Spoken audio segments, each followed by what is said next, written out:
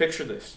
You go to school one day, and suddenly your friend, who likes the same video games as you and same snacks as you, thinks you're on opposite teams just because of something they saw online.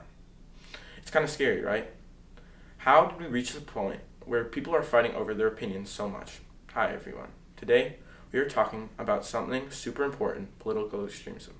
It sounds complicated, but it's really about how some ideas and beliefs can get so extreme they start splitting people apart. According to the U.S. Office of Justice Programs, extremism is a political term which determines the activities that are not in line with the rules and norms of the state. Activities that are intolerant towards each other, reject democracy as a means of governance, or reject the existing social order. These are examples of political extremism. The reason this is an issue is because this extremism currently has caused immense violence, hate, and anger in America. When Elon Musk was at President Trump's second inauguration, he hit his chest and extended his arm straight at an angle. People immediately called him a Nazi, fascist. By people saying this, it belittles what the Nazis actually were.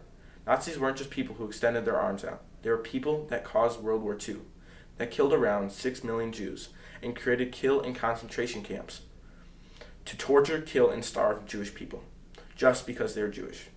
People should never call anyone who isn't a Nazi just because they dislike that person. Secondly, there was a car ramming incident at the Unite the Right rally in Charlottesville, Virginia, which ended in the death of one person. The incident occurred during a period of immense political tension. The act was considered by some officials to be an act of domestic terrorism. The suspect, James Alex Fields Jr., was a 20-year-old man with neo-Nazi and white supremacist beliefs who drove from Ohio to attend the rally. The final example of political extremism was on July 13, 2024. Then, former President Donald J. Trump survived an assassination attempt during a campaign at the Butler Farm Showgrounds near Butler, Pennsylvania. The assailant, 20-year-old Thomas Matthew Crooks, fired 8 rounds from an AR-15 styled rifle from a rooftop approximately 400 to 450 feet away.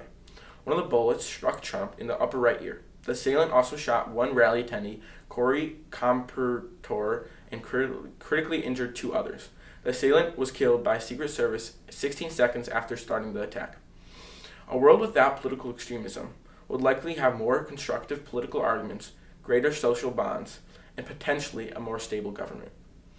However, without the presence of extremism, there might be a loss of different viewpoints and counterbalance that extremism can provide. A world without political extremism might also see less social change, potentially leading to a more still and less changing society.